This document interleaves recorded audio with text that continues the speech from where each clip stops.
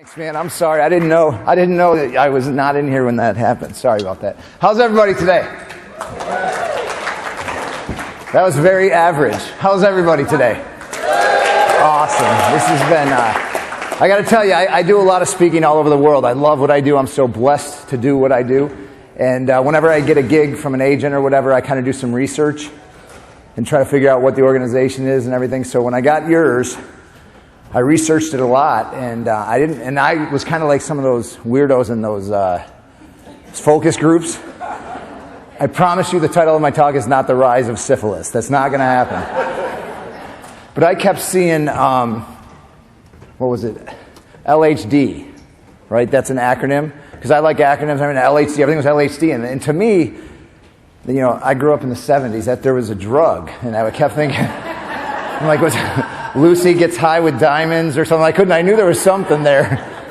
But I've since learned that is local health department, and that's awesome. And I like that because I know that not everybody here works in a local health department, but it definitely all filters down to the local health department where it gets to people like me and a commoner that needs what you guys do. So thank you. I'm just blessed to be here. You've treated me very well. I've had a great time in the couple of days that I've been here. Candace, if you don't know Candace, she's done a lot to help this happen.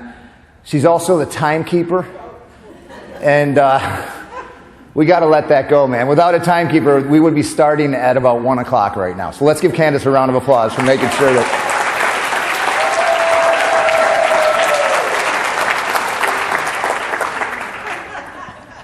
And also, don't put those signs up for me. I'm just serious. And then the other thing that always makes, like, seriously, I do these things all over the world, and I really have felt valued here. So that's a big, I stayed up last night until, 12 o'clock, doing magic and having fun with a bunch of people in the lobby. We had a great time. It was awesome. The other thing that makes an event like this go well is when the lights and sound and all that stuff works well. And we've got Mike and Ruby back there that are making this stuff work, so let's give them a round of applause. Thanks, guys. So I didn't hear my intro, but apparently it was pretty funny. It's awesome. But you probably heard, my name is Derrick Tennant, and I only have 7 shirts. Holy cow, that took a long time. Can you guys see that it says Friday? Half of you are like, I wonder what the other ones say. Take your time. The people down front are like, when did Michael Keaton hurt his leg? That's who it is. Beetlejuice. Yeah. I'm not Batman, but I did walk funny. Look, I'll get it out of the way right in the front. My left side is paralyzed. I had an injury when I was younger. We'll talk about it in a little bit. But I love my life, man. I have a great life. I can't use half my body, but I'm so blessed. I love what I do. I get a lot of advice, at conferences and stuff. I get a lot of advice. People are like, they're like, you should look on the bright side. Really? I mean, I look on the right side. I'll say look, you say on the right side. Ready? Look. On the right side. See, and you guys can do this too. For me, I still can't use my left arm. But friends, I lived in a wheelchair for a very long time. And I'm not in a wheelchair anymore. That's pretty cool. Oh. That's cool, thank you. I'm glad you actually are clapping. Yeah, because I can't. Really? Do we want that? I can do that the whole time. I mean, think about it. If I want to be the Karate Kid, I only got to wax on. I was in Alaska 2 weeks ago. I caught a fish. I love Alaska. It was this big. So as you can see, there's advantages. You just have to look on the right side. Let's say it again. Ready? Look. On the right side. And you guys can do it too. Like we go dancing, you do the YMCA, and all I got is LOL. All right, I'm glad you guys are starting to loosen up a little bit, because if I am totally honest with you, sometimes I feel left out.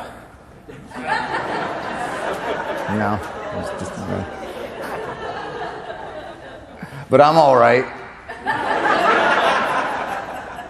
It's not going to stop. Sorry. I mean, that's just... So you got to be positive. You got to look on the right side. And this is what we're going to talk about today, and I'm excited about that. And we can do this in all areas of your life. You don't have to be paralyzed to understand this. Everybody can look on the right side. We've all got negative stuff in our life. We've got negative stuff in our world, as you guys know, more than really any sector on the planet. So thank you for sticking with it, man. I mean, that's just the fact that you're here, it really says a lot to me about who you are and about your determination, your perseverance, and all that. So that's pretty cool. So it makes me just honored to be in this room. And I promise I don't say that every time I get on stage because it wouldn't make sense. You guys have been through a lot. So thank you. And you've obviously looked on the right side because you're still here. And again, anybody can do this. One of my best friends is blind, right? And I'm going to be totally honest with you. If I was blind, I don't know, honestly, if I would be motivational speaker-y Derrick. I just don't, because I don't know how I would handle that, right? But this kid is so positive. And he's one of these people, he motivates me, right? And you may know this, I didn't know this, but when someone's blind, do you know what happens that are hearing? Yeah, it gets better, right? So our bodies were created in a way that they can adapt, right? For example, if you don't see a train coming, you better hear the train coming, right? So our bodies are amazing. They can adapt like that and change and adapt to certain situations, right? It's the same for you and me, but you don't always know it until you get into a situation. Like before today, you probably didn't realize that if you're paralyzed on your left side, yeah, we can read minds.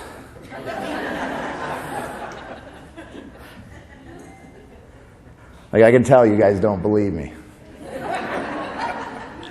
Clap if you want me to prove it to you. I'll prove it to you right now. Actually, I got here day and a half ago, and I've done a little mind reading since I've been here. Clap right now if I genuinely read your mind since you've been here. Okay, so there's apparently look on the right side for you guys over there. That's all. No, we'll do some more later if you want me. But like I said, I'll do some right now. What I did is I made some predictions. I put them in this envelope. I can't change them. Obviously, they've been here for 2 hours. So I'm going to read your mind. You can stay in your seat. It doesn't hurt, as far as I know. I mean, I've only ever been on this side of it, So let's reset. So we'll start right here with the young man with the glasses. All right. Now, this is going to blow everybody away. So first of all, just so they know, did you and I get together and set something up beforehand? Not at all. No, we've never even met, right? All right, so it's really easy. You can stay right there. First of all, what's your name? Doug. That's correct. Right? Look at Doug. He's like how... But D, would you believe that there's people in here that don't believe that I just read your mind? They get skeptical, But that's okay. So that's why I bring the envelope. We'll do some more. So again, I made some predictions. They're in this envelope. Let's go over here. We'll go kind of towards the back, maybe. Okay, yellow shirt. Just wave at me. Yeah. Okay. So I'm going to read your mind. All right. Here's what I want you to do. Think of a number between 1, and 1,000. Whatever. Doesn't really matter. 1 and 1,000. Any number. Do you have a number in your head? Do you like that number? Do you want to change it? You want to keep it? Okay, cool. So I made my prediction probably 2 hours ago, and it's right here. So I can't change it. All I need you to do, friend, is be totally honest. Like, don't try to be funny or help or whatever. Just look right at me. The number that you're thinking of right now, yes or no, 319, yes or no? No? Oh, man. Sorry. No, because I made my prediction 3 hours ago, and I put it right here.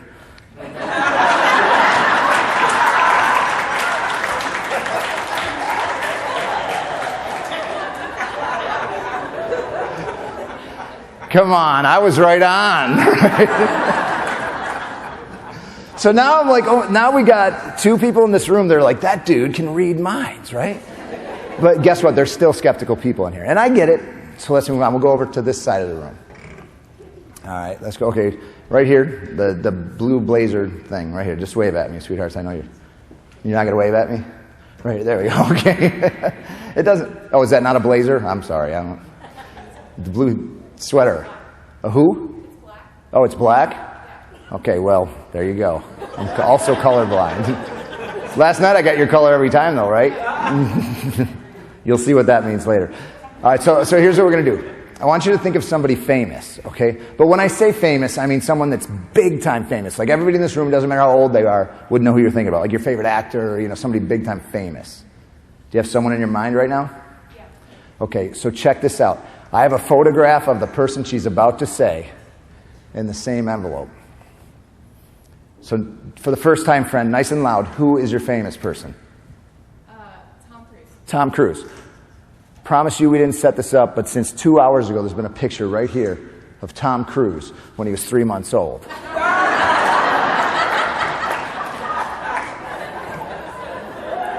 I know. Right? Now, we just bumped up to about 80% of you were like, that dude, can read minds. But there's still 20%, and I understand it. And you know who you are, right? Because this is what you just thought. You're like, whatever. What if she said Denzel, huh? Right?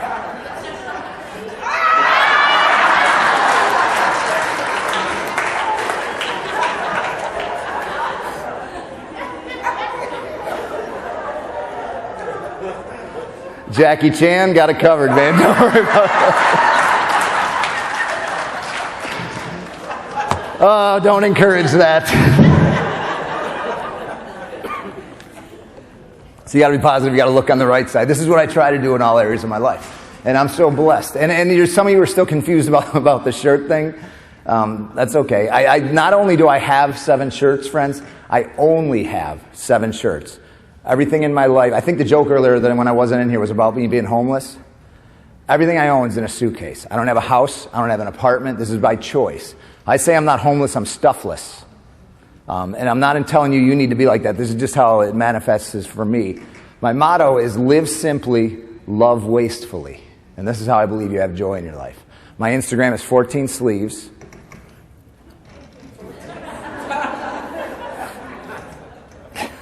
I know it is, right? Yeah, but nobody believes me till the second day. You know, like, oh, you really do that? You know, some of you saw Thursday, so you know it's true, right? But I get a lot of questions, and I understand that. You know, I had a guy he's like, dude, what do you do when you go somewhere cold? And I'm like, why would I go anywhere cold? Like, that doesn't make any sense. I was in a college, and a kid comes up to me after the show. He's like, dude, he goes, how do you know which shirt to wear?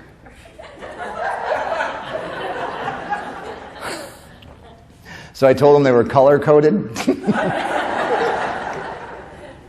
And he goes, cool.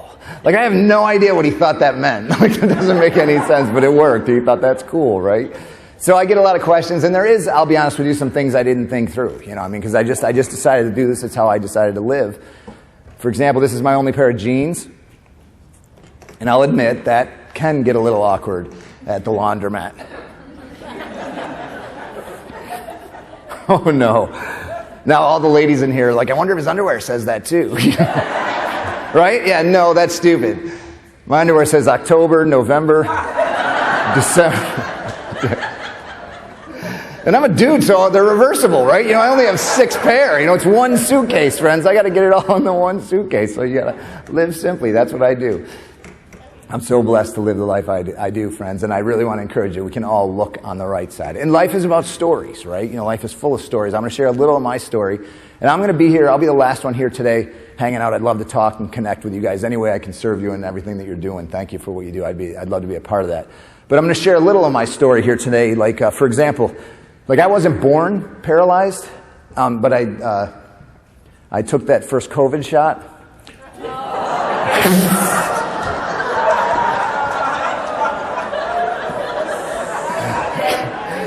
God, I'm afraid of the next one. You know, I know, I'm not stupid. I know. To say that in this conference, I know that's stupid. But here's the thing, friends.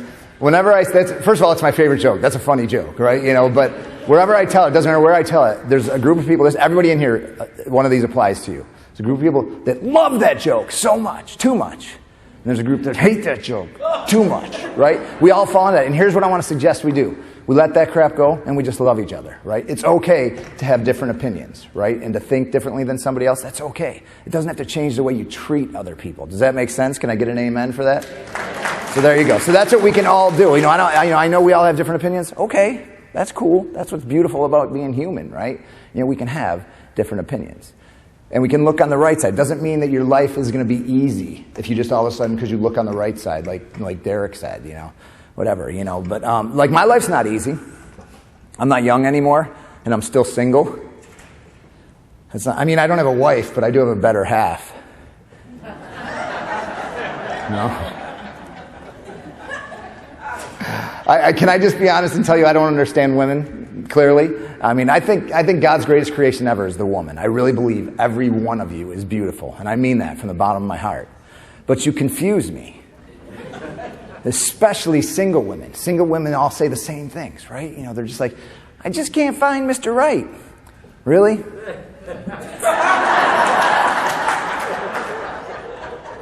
Like, how hard is this, right? And then, oh my goodness, then I finally met a girl.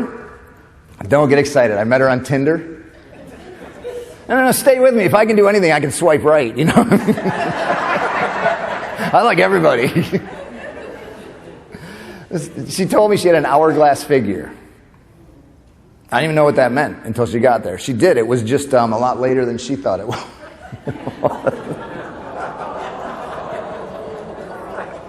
Too soon? That's funny, okay? Point is, I met this girl on Tinder, you know, and do you have any idea how difficult it is to fill out a profile online using only the letters on the right side of the keyboard? My name was Ick. But eventually you meet. So I'm going to meet this girl, and I'm excited about this. I'm just going to take her to Starbucks, right? It's the first date, right? So we're going to hang out, go to Starbucks, get to know each other a little bit. Whatever, that's cool, right? So this is when I lived up in Philadelphia. I actually had a house at this point, right? You know, so I knock on the door. She's like, "Hi, are you Derrick?" I said, "Yes, I am." She goes, "Can you walk my dog?" Okay, ladies, that can't be the second question. Like, we just met, right? Like, that doesn't make any sense. Second question is like, where are you from, right? You know, how long have you lived here? How did you find lastresort.com? Something. But she was cute, so I'm like, yeah, I'll walk your dog, you know, and then it gets worse, okay? Her dog was a Chihuahua.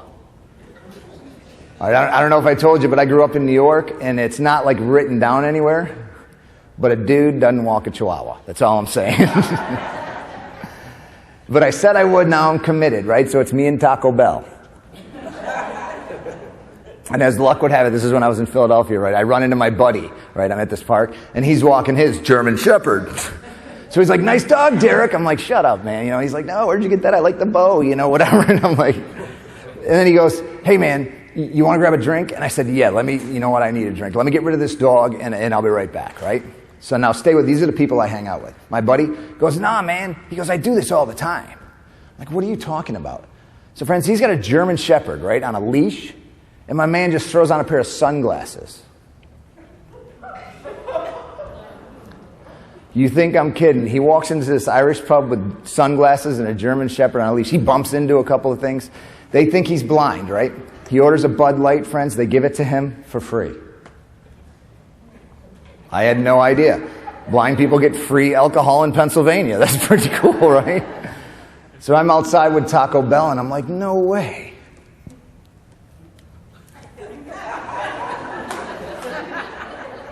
These guys are like, good thing you went to a 3D movie that day. I said, "Let me get a Jack and Coke." "Sir, we don't serve people with animals." I'm like, "Dude, it's my seeing eye dog." "Really? A Chihuahua is a seeing eye dog?" So I said, "What? They gave me a Chihuahua?"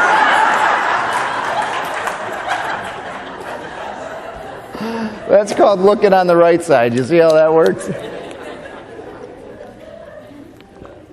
Friends, I am so excited to be here for so many reasons, but humor is so powerful. I love that the coordinators of the conference decided to bring some humor into, especially a situation where you guys have been dealing with a lot of stuff that's not humor, right? You know, for 2.5 years. And thank you for, again, sticking with it and being part of what you're doing, because it's changing things. It's changing lives. Don't ever forget that. But there's a lot of reasons I'm excited to be here. And what I want to talk about is being a hero. You can see up on this slide here, it says everyone needs a hero, right? And there was times in my life where I was a hero. There was times in my life where I needed a hero. I think we could all relate to that, right? So, and I love the name of the conference was, what is it? Using your tools? Tools of the trade. Yeah, I know. I did look it up because I was going to talk about superpowers. And then, so I changed it to superpower tools. That's kind of cool, right? You know, that's what I was going to say. So we're going to talk about your superpower tools. And the first one is that I realized that LHD is not going with the superhero theme. I realized that was the first power that I got today. So I know now what that means. So thank you for that. I'm going to show you a time in my life when I felt like, the first time in my life that I felt like I was a hero. Okay, this is the last picture of me that was taken when both of my arms worked. And if you look at my left arm, it's you know, I was 14 years old. It's about the size of my right arm now. You know, I MVP'd in 5 sports. I was a straight A student. My parents, who are still married and love each other, isn't that awesome? They're amazing. I'm one of 4 kids, and we all love each other. My brother still calls me his half-brother. He thinks that's hilarious. It's kind of funny, right? But I had a great life. Everything was great in my world, and I worked with the Big Brother program, and I was able to be sort of a hero, and I would speak to different things. Even at 14 years old, I was just, because of sports, I was known and whatever, so I was doing that. This was my life. It was great. And I was able to sort of be a hero at a sense that a 14-year-old could do that, right? And then this happened. So one day I just had a headache. And they told my parents, my parents took me to the hospital. They told my parents that I would die that night, which I didn't, so that's pretty cool, right? And there was something happening in my brain, and they weren't sure what it was, which people still kind of say that today, so that hasn't changed. But I was in a coma for a while. I was in the intensive care for 13 weeks. Ended up in a wheelchair. I had brain surgery. I lived in a wheelchair for a long time, all from what the neurologist labeled, and I still have this report. It was 19, never mind. And I already told you my age. I don't want you doing the math trying to figure it out. Because there's 3 kinds of people in the world, right? People that are good at math and people that aren't. And now I know which one you are. Okay, good. I just wanted to make sure. So I have the Neurology Report, and this is what it says. It says, random bleeding from point X for an unknown reason. I'm like, is this guy even a doctor? That doesn't mean you're random. That's like 3 statements that don't say anything, right? But what that tells me is they weren't sure what happened to me and why it happened or what caused it or anything. They still aren't. It's many years later now. But the surgery saved my life, right? I'm not mad at the guy that wrote that because he did my brain surgery also. He saved my life. One thing that is a little fun to me is that the scar that he gave me, you can see it there and you can see it on my head. It's in the shape of a question mark. Isn't that hilarious? Like they don't know what happened to me and I get a permanent question mark on the side of my head. I think that's funny, man. Come on, that's pretty cool, right? And it was, again, a long time ago. So I have like a little metal plate. That's like how they used to fuse the bone together. It's just this little, thing up here. And that does freak me out because ever since then I can change my mind with a magnet. Yeah, you think that's cool? What's all over the refrigerator? I get home, I'm like, man, I'm starving. No, I'm not. I gotta feed the gerbils. I don't have gerbils. I could be there for an hour at the refrigerator with all those magnets. But I don't care because I'm looking on the right side, man. So this happened to me. This was a huge obstacle in my life. You know what else is a huge obstacle in my life, in your life, is the last 2.5 years. 1,000 huge obstacles going on in our life. There's always going to be obstacles in our life. In this picture, you can see the first time I stood up. My mom and dad both had to hold me. That was the first time I stood up. And you know how long ago it was because there's a payphone behind my mom. I just noticed that. Remember payphones? That's hilarious. So, this was a huge, this is the biggest obstacle that's ever happened in my life, right? Well, here's the cool thing, friends. Every obstacle in your life, and this is going to sound very motivational speakery. I try not to be too motivational speakery. I just want to share truths and principles with you that are not Derrickology. I don't make any of this stuff up. I'm just sharing it with you. And this sounds that way. Obstacles are opportunities. And they are. Like, I didn't make that up. That's just a fact. If something's a principle, that means it's based in science, it's based in psychology, it's just based in nature, whatever. But friends, obstacles in our lives are opportunities. That's beautiful. So this obstacle in my life was not easy, and I had years of learning how just to walk and not drool on myself and whatever. And eventually I got to this opportunity where I played basketball in the Philippines. And then after that, I played in Mexico. And it's not a special league. It wasn't the Paralympics. This is legit basketball overseas. I was a lot younger than I am now, but I still couldn't use my left side. And I played at a competitive level. So I went from where I was sort of a hero to some people when I was a kid. Then I really needed heroes like yourselves and people in the hospitals and that kind of thing to get me through not being able to sit up or whatever. I had a lot of heroes in my life that really changed everything for me. To fast forward, 9 years later or whatever, I'm playing basketball at a professional level around the world. All of my friends that didn't lose their left side, they're not doing that. How awesome is that? And the opportunity only came up because my sport was football. I like football. I still like football better than basketball. But you're not going to play football with one hand. It's just not going to happen, right? So I focused on basketball. I learned a new way to play basketball, and I got to where I played overseas. And I got to where I got to be a hero again. You see the bottom right picture there, those kids. After our games, we'd get on the team bus and everybody would be like, Derrick, come on over, there's kids. And they would have me talk to the kids. I just love kids. I can relate to them, right? Those kids don't speak one word of English. And I don't speak one word of whatever language they speak. But look at the joy and the connection that's happening there, man. I mean, that's love, right? That's letting things go and loving each other. Live simply, love wastefully. And that's what happens, man. And I got in a point in my life through my obstacles that this opportunity came up, and I played basketball. But that didn't mean everything was great now and it was over. I mean, I played basketball at a professional level, right, in the Philippines and in Mexico. But I had to have my coach tie my shoes. That was embarrassing, right? But then I thought about it, and I'm like, yeah, my coach is tying my shoes, but I'm playing basketball in the Philippines. Like, that's pretty cool. These are just the cards I was dealt. There's going to be obstacles. They're going to create opportunities. So our lives parallel this in so many ways. And this is what I want to celebrate today because, friends, I'm not teaching you today how to be a hero. You guys already are. And that's why you're here. And I love that. So I'm going to celebrate you. And we're going to talk about some of the superpower tools that you already have and you're already using. And all I'm doing is I'm going to encourage you to keep going, man. Flex these superpower tools. Use them. And it changes your life and it changes the lives of people around you. So I'm excited to celebrate that with you. And when I was putting together this PowerPoint thing, and I love doing these slides and stuff, and I don't know anything about like Marvel and I don't follow that stuff, but I know that's Spider-Man, right? I think we all know that's Spider-Man. And I'm putting this together, and I'm like, I just thought the picture looked so cool, whatever he's doing, spraying his web or whatever. And I'm looking more at it, and I'm like, yeah, but I'm going to be on stage next to this picture. And I'm also sort of a realist, and I mean, this is a chiseled, like perfect, physical, so I just want to be a little more accurate in what we're going to be talking about. Let's talk about the... I feel I can relate to this Spider-Man just a little better, okay? So I'm closer to that, and maybe some of us are too.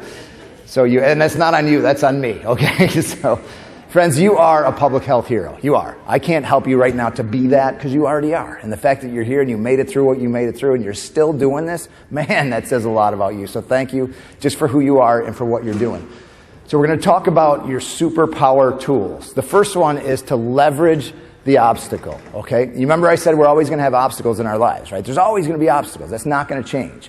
There's going to be, syphilis, whatever. There's going to be, if someone wasn't here before, that would sound really weird. But we're going to have obstacles, whether it's physical or mental or relationship-wise, something with your kids, there's always going to be obstacles.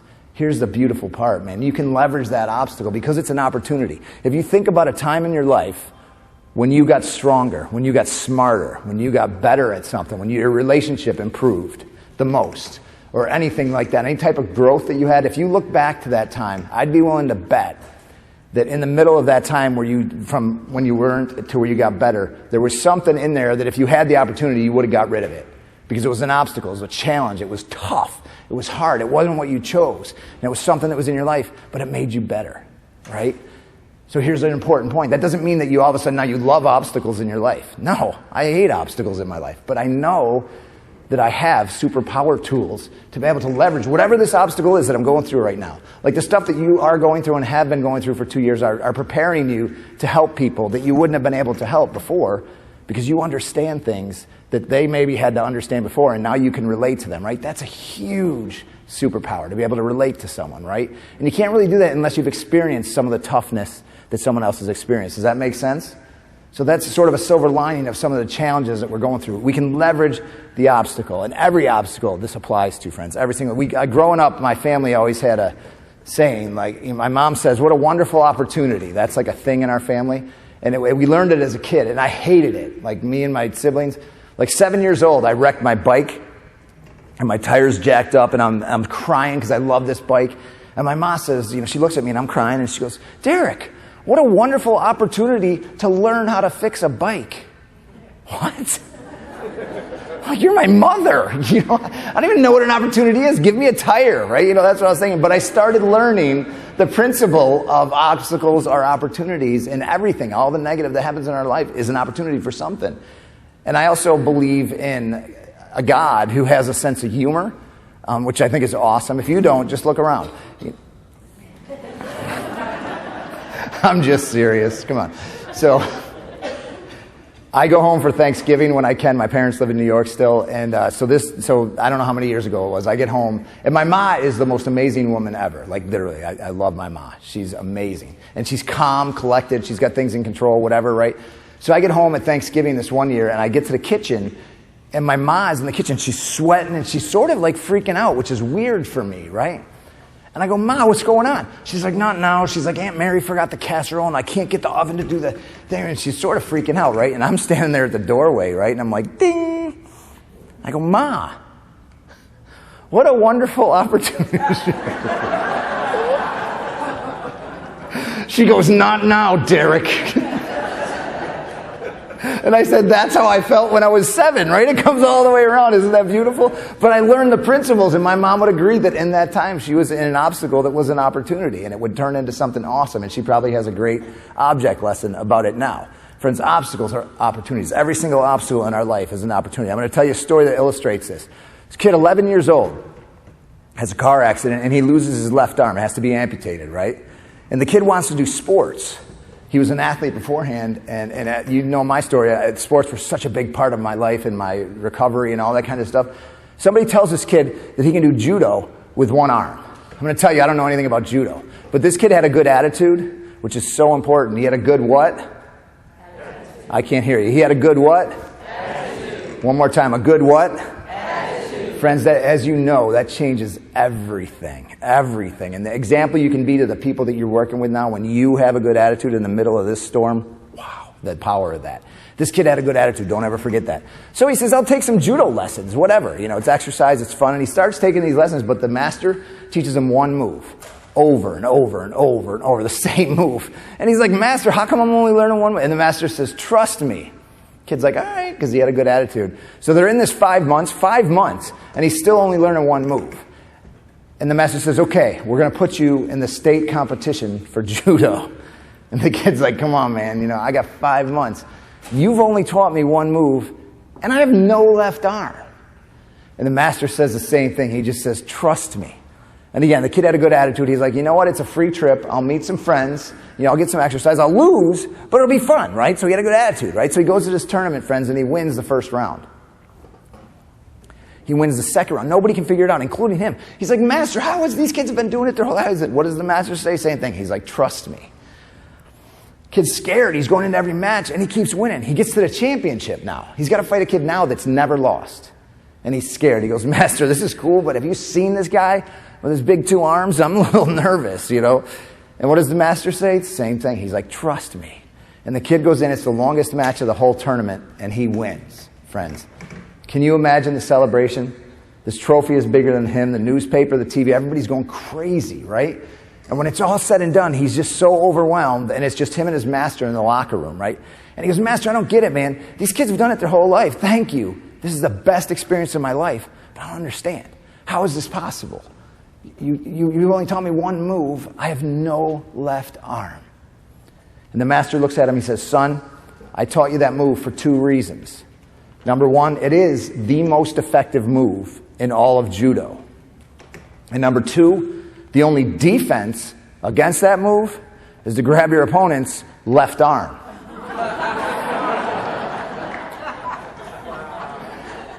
Isn't that awesome? See, friends, and this is what you and me are doing in our lives. We're saying, man, if I made that much, you know, or if I got that position, you know, or if my kids would stop doing this, or if I was married, you know, if I was this, you know, then I'd be happy. And listen to me. There is nothing wrong with that stuff. You know what I want to tell you to do is use that as motivation, right? There's nothing wrong with those questions. But a lot of times, friends, that one thing in your life that you're just like, man, if I could just get rid of that, that is going to bring you to a place that you never would have got to. And it's going to be so much better than where you thought you wanted to go.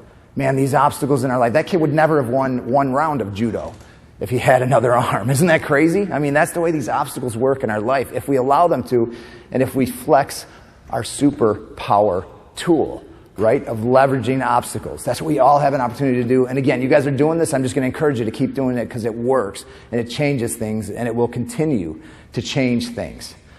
Let's talk about another superpower tool. And this sounds a little weird to head towards impossible. Here's a motivational speakery thing, right, that I'm supposed to say to you right now. Friends, you can do anything you put your mind to, right? No, you can't. That's stupid. Have you ever thought about that phrase? And every other speaker says it. You can do everything you put your mind to? That is one of the dumbest things I've ever heard. What if I put my mind to flying around this room right now, just for a little while? I'm just going to fly around in circles, obviously. You know what I mean? But I know that was dumb, sorry. But is that ever going to happen?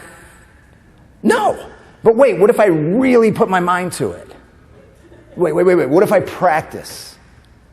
What if I try hard? What if I pray about it? What if I study it? Am I ever going to fly around this room? No. That's stupid, right? Here's the great part of that. That's okay, right? That doesn't change my life, right? And that doesn't hurt me, and that doesn't make me, oh, man. And sometimes there's things in your life, friends, that are impossible, and it might be something that you want or that is important, not flying around a room with a bunch of people in it. I mean, that's silly. But there's things in our lives that we want sometimes that might be impossible for you. Here's what you got to get to, man. That's okay. That is totally okay. You are not a mistake. You're the way you're supposed to be, and it's okay. There's things in your life that are impossible. There's things in my life that are impossible. And when we say this to kids or to people, the population that you're working with, you do anything you put your mind to, and the kid's 4'1" and 106 pounds, and he wants to play in the NBA, and you tell him he can do anything he put his mind to, he's never going to play in the NBA. But it doesn't make him any less of a person, right? At all. And here's the thing. Every kid in the school can't be the fastest, right? Every kid in the school can't be the smartest.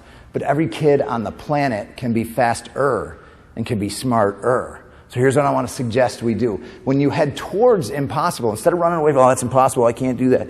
Use it as motivation. Get better, man, because every area of your life, you're talking about your relationships, talking about your job, your salary, everything. You're here right now, you can get to here. You can always improve. That is something you can do, and I'll put that on anything. But I'm not telling you can put anything your mind to. You do anything you put your mind to. There's things I'm never going to do. I'm never going to juggle. Okay. I don't care. I'm not going to, obviously tie my shoes. There's things that, but that's okay. This is when I was playing basketball in the Philippines, and I had to have my coach tie my shoes. I really got to a point, I'm like, okay, but I'm playing basketball in the Philippines, right? That was pretty cool, right? And here's the real cool thing. When you already have, when you flex this superpower of heading towards impossible. You know what's impossible? Staying in a job 2.5 years through a pandemic that directly affects you. That's impossible. You did it. That's crazy, right? You have these superpowers. Keep doing it. And the example that you can be, especially to the population that you're working with, is immeasurable. Head towards the impossible. And you know what's really cool is that I'm never going to tell you you can do anything you put your mind to. It's crazy, right? But when you have and use and flex the superpower of heading towards the impossible, you know what happens? Sometimes that thing that somebody told you was impossible, that you felt was impossible, or genuinely is impossible, when you flex your superpowers, it can become what? Impossible, right? Check this out. Feel like you just found Waldo?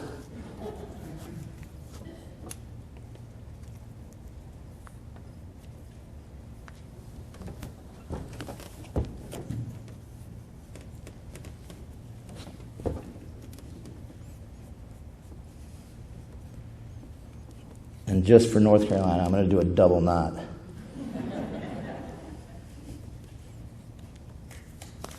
There you go. And I do that for 3 reasons, okay? Number 1, that's the only thing you're going to remember about me.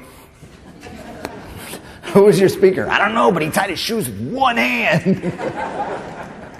Number 2, I've done that for 10 people. I've done that for 10,000 people. And no matter where I go, I hear this. He's tying his shoe. Where did you guys learn how to whisper? In a helicopter? Right? And the third reason, I just think it's awesome that only me and kindergartners get applause when we tie our shoes. I just think that's cool, man. Friends, there are things in your life, there's things in the people that you're working with lives that are impossible. That's okay. Use that as motivation. That is a superpower tool that you have the opportunity to use to demonstrate, to model, and change lives. We all have that superpower tool, friend. Don't forget to use it. And I love, Muhammad Ali said it this way. He said, impossible is nothing. I love that because people say nothing is impossible. Yeah, there's things that are impossible. But take it this way, impossible is nothing. I just thought that was cool. And it's a longer quote. I just pulled this out of his quote. I just like that. Impossible is nothing. It's going to exist, but use it to your power, right? So I was thinking about this, and I was thinking about heroes. Like, let's think of heroes in your life. Maybe your dad, maybe somebody in your office, maybe your kid, whatever. We all have heroes. The heroes in our life usually are happy. That's like a trait of most heroes. If you think about it, most heroes are happy. So I'm like, how are they happy? Well, I'm writing a book, and in the beginning of the book, I talk about 3 guaranteed ways to be happy, right? And and I've done some study, and I think there is really 3 guaranteed ways to be happy. There's a lot of ways to be happy or help, whatever. And the first one is to be a dog. I'm pretty sure we don't have any in here today, so that might not be an option for you. The second one, and I'm not trying to be funny here at all, this is from research that I've done and just observations that I've made. Look around the world and see who's genuinely happy, right? Like actually has joy in their life. Dogs, definitely, right? You leave your dog in the house for 4 hours with the windows closed and no air conditioning. What does he do when you come home? You're awesome, right? Right? They're happy, right? You know who else is happy? My friends that have Down syndrome. I don't know how much you know about Down syndrome, but it's an extra chromosome. My grandfather, who was very wise, said it's not an extra chromosome, but you and me are missing it. And he said it's called the love chromosome. Have you had some time to spend with these angels in our lives that have Down syndrome? They have 47 of something that you and I have 46 of. People call that a disability. That's an upgrade, man. We're trying all our life to be happy. By the numbers, I wrote an article in a magazine. I can share it with you. And it talks about the numbers of people with Down syndrome that are happy with who they are, how they look, what they're doing in life and everything compared to us. And it's like 95% to 5%. This is who's happy. So those are 2 ways you're guaranteed to be happy. It's going to be tough. See this. Let me tell you another one. You can choose generosity. It's really hard to be a dog. It's really hard to be anything that you're not. It's really hard to have something that you don't already have in your life. But it's not hard to choose something, friends. Every one of us can choose generosity.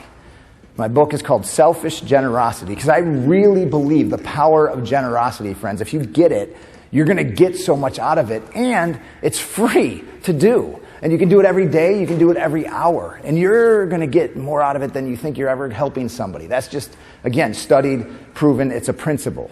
Think about the most generous person that you've ever met in your life. And we can all think of someone right away, right? Your grandfather or whatever. There's no way I could know who you're thinking about, but I would bet my card that that person is happy. Right? That's not Derrickology. That's just the truth, man.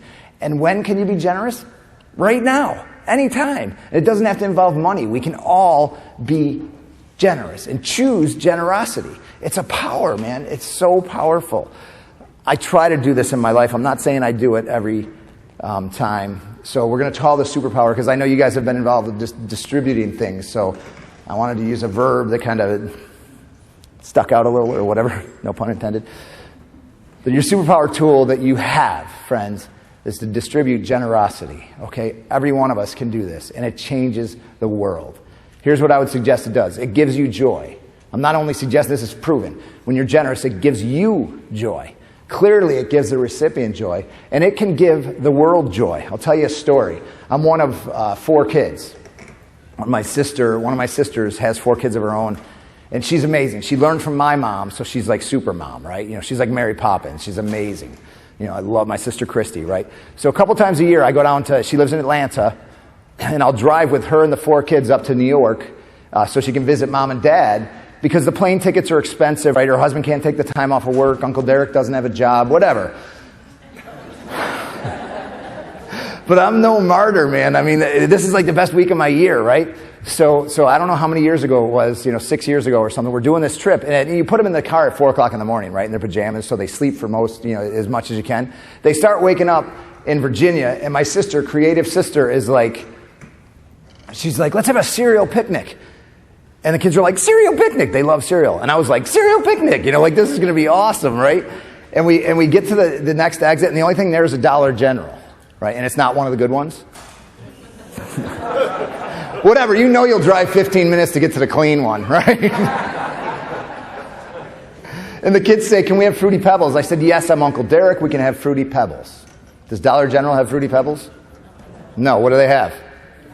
Fruity Bites. It sounds like something you get in the Amazon when you So I bought a giant box of Fruity Bites, some bowls, some spoons, some milk to go outside of the picnic table and have a cereal picnic. You know what else they don't have at Dollar General? Picnic tables. I didn't know, but I don't care. I'm Uncle Derrick. Here's Charlie. Yes, those are pajamas. Yes, it's an actual picture of my nephew with jacked up hair eating a paper bowl of Fruity Bites outside of Dollar General. Here's my niece, Kelly. Okay, put your phone down before you call Child Protective Services. I ask you to look at the smile on her face, man. We are having a cereal picnic. Here's me. My cereal is on top of a trash can at this point. What I didn't know when I took this picture, you can see there's a van pulling up. It's a little red minivan. That van pulls up, and this lady gets out of that van. I'm going to guess she's 70, 75 years old, right? And she slowly walks up to the front of that Dollar General. We're just having our cereal picnic, right? And this sweet woman, she gives us money.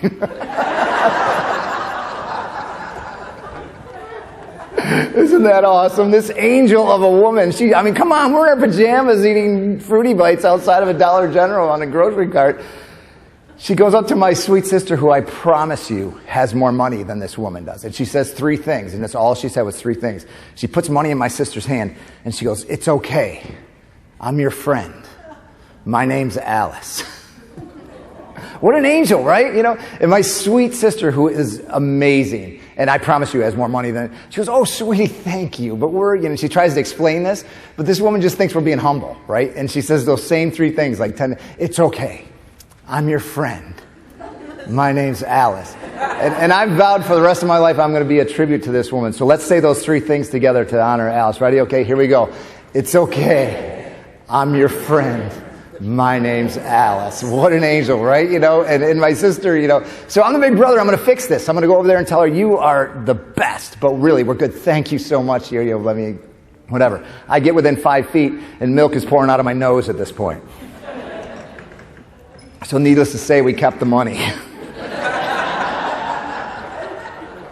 But why do I tell you this story, friends? Listen, when you choose generosity, right? Okay, you have this superpower tool of generosity. Every one of you has it. And when you choose it, remember, we get to choose it every hour, I would suggest. It changes things. It gives you joy, gives the recipient joy, can give the world joy. Do you think that it made Alice happy to help this homeless family? I guarantee she still remembers it. You think it made my sister and I happy? Man, for 300 miles, we were in tears trying to, how are we going to put this on Instagram? You know what I mean? And then it can give the world joy, man. We get to Pennsylvania, next stop. We get out of the car. The kids didn't even know. They're like, "Why are you guys laughing?" And we tell them what happened. And friends, as a family, we decided to use that money and give it to a guy in Pennsylvania that really needed it. We think. I mean, who knows? Maybe he's in Hickory today, like, "This crazy family in pajamas gave me money," and I don't know. The point is, friends, I have told this story without exaggeration to tens of thousands of people literally around the globe. They've heard this story, they've seen these pictures, and they've felt exactly what you feel right now, joy. Why? Because sweet Alice chose generosity. Isn't that beautiful? And she has no idea, right? And it was not a lot of money. Right? You know, every one of us can be generous. I'm telling you, friends. And it's something you can choose. You're not going to be a dog. Unfortunately, you're not going to have Down syndrome. But you can choose generosity. So this is what I learned from a guru in my life, who I'm going to introduce you to in a minute, about being happy. Do you want to be happy? This is what I learned from her. You want to be happy? Love somebody. That's going to give you joy. It's counterintuitive. You want to be like really happy? Love somebody that doesn't expect it. That changes things. And you're in an arena where this can happen a lot more than it does for other people. And then this is the big one. You want to be like absolutely happy, friends? Love somebody that doesn't deserve it. That's big. That's really big. And I know you have people that you're dealing with daily that don't deserve even a high, right? You know, but love, yeah, try it, man. It changes you. When you choose generosity, man, it gives you joy, it gives the recipient joy. It can give the world joy. Friends, this isn't Derrickology. I'm going to introduce you to the guru that taught me this. It's my beautiful, amazing sister, Julie. This is Julie. Hey, I'm Julie Tennant. Hi, I'm Julie.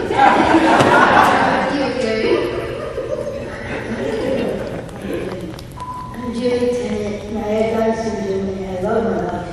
Down syndrome means I have an extra chromosome that nobody in my family has. My grandfather calls it a love chromosome. He said that when people make fun of me, it's because they are missing something, not me. God made me this way, and I know He loves me. I like having Down syndrome because it makes me different and I like being unique. Down syndrome means slow to learn, and that's not bad as long as you are learning something. My dad is slow to learn at cooking, so he's as slow as pizza. Slow to learn, then slow to love. I'd rather be slow to learn than slow to love. Isn't that brilliant? What's your name? I'm Derek's sister, Julie Tennant. I'm just Julie Tennant. Well, you're Julie Tennant. I'm Julie Tennant. Now I'm going to Derrick, and we Love our lives. What are you going to talk about? Both handicapped, and I have Down syndrome.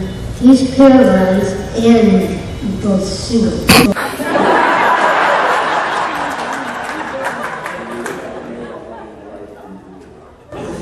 Tell them on camera about your story.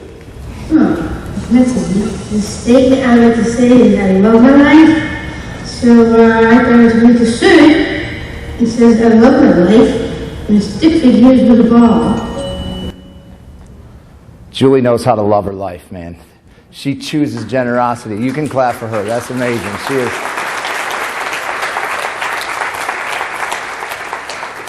I'm bumping up to where I'm about to get the 1 minute sign. I'm going to take a couple extra minutes if that's okay with you guys. Because what are you going to say to Julie, right? You know, Julie was born with a chromosome that you and I don't have, man, and it organically helps her to choose generosity. She thinks of others above herself. We have to try that, and when we do it, we're usually showing off, right? I mean, that's just at least for me, that's what happens. We were in LA at a show. Julie speaks with me all over the world. She's amazing.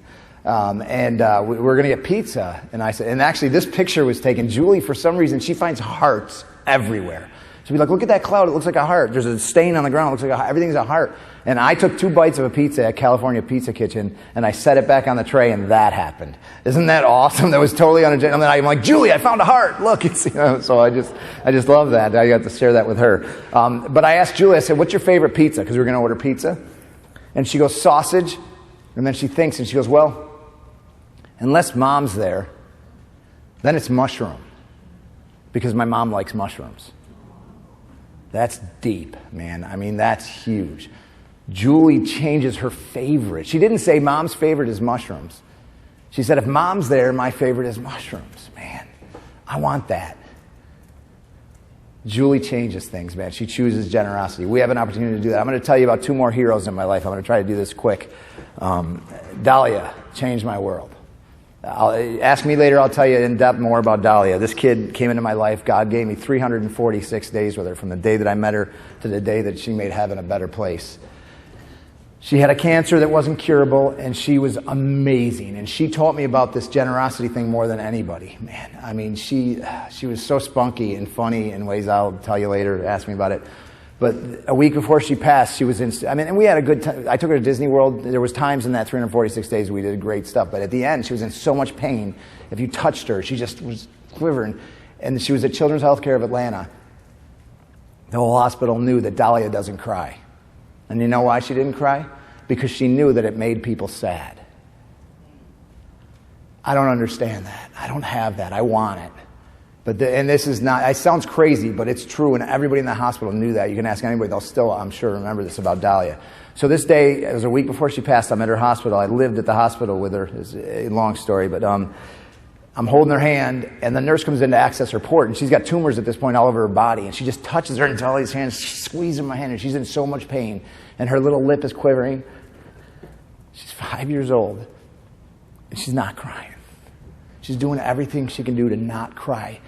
And this nurse comes in, and she's trying to access her port, and the nurse knows this, and the nurse starts to cry, and Dahlia is squeezing my hand. She's in so much pain.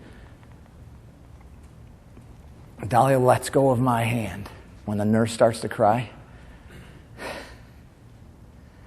And she puts her hand on this nurse's arm and she's like, "Are you okay?"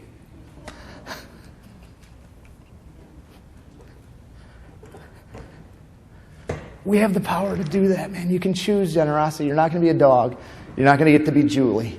But you can choose generosity. Put someone else. You guys are doing this by your choice of career. I get that. But man, it's a superpower tool that we can flex any day, any hour that we want to. Learn from Dahlia. She changed my life. I always called her Little D, and we always did the pinky promise. My only tattoo is right there on my pinky. It says Little D. Learn from her. I won't end leaving you crying. This is my buddy Eric. You got to learn from Eric too. Eric has Down syndrome too, right? You know, and he's a player. Okay, ladies, he'll go up to any one of you and be like, he'll go up to any lady and be like, "Hey, baby," right? And you know right away you'd be like, "Oh, that's so cute," right? You would. If I try that, it's like creeper. And Julie, my perfect sister, wants nothing to do with dating. But Eric and her are best friends, right? One day at dinner, Eric goes around the table with both of our families there. He gets down on one knee. He grabs Julie's hand. He kisses her hand. And in his gruff, confident voice, he goes, "Marry me." My dad goes, "Time out." And my sweet sister, she looks at me, and she looks down at Eric, and she goes, "How about a high five?" Take notes for your daughter. That's the perfect answer, right? You know. But here's what you got to know about Julie. She was not making fun of Eric. She doesn't have that in her. She loves Eric. But she was put into a situation that she wanted nothing to do with, right? And her flawless heart was like, "I want to give him something." And Julie loves high fives, right? So she's thinking high five, marriage, same thing, right? You know. So she was giving him something because she loved him, right? And here's the lesson we can all learn from this. Friends, life is going to give us, it is giving us right now, situations that we want nothing to do with. Love is never the wrong answer. We call it love wastefully. And what does that mean? What if you had a debit card, and every time you spent $100 on that debit card, then $300 was automatically deposited into your bank? Anybody want that? Yeah, whose lunch would you buy? For real, whose lunch would you buy? Everybody's, right? I'd buy everyone in this room's lunch, and I just made $100,000, right? You know, everybody would. That's how you would use that debit card. Guess what? Love is the only thing in the world that actually works that way. So love, choose generosity the way you would spend on that debit card. That's what Julie does organically. That's what Dahlia did. That's what Alice did. It's okay. I'm your friend. I mean, we have the opportunity to do that, man. Be like Eric. And learn from Eric too, though, because Eric is down on one knee, and he just got rejected. Men, come on. And this is what Eric did. He goes, "All right." And then we got ice cream, right? Because listen to me, sometimes life isn't as bad as we think it is, right? We just need to high five and get some ice cream. Can I get an amen? You guys are awesome. Listen, I'm so glad you let me be here. And I talk about a lot of stuff, and this was a whole hour of content and everything. And I'm always like, I wish I was like a preacher. Because they all start with a P or they all rhyme, you know what I mean? And you walk in there and you're like, blah, blah, blah, blah, and you know it all. Well, I'm not that guy. So we're just going to put up what we learned about. I don't have a clever way to help you remember. Remember, we can leverage the obstacles. We can head towards the impossible. And we can distribute generosity. You guys are awesome.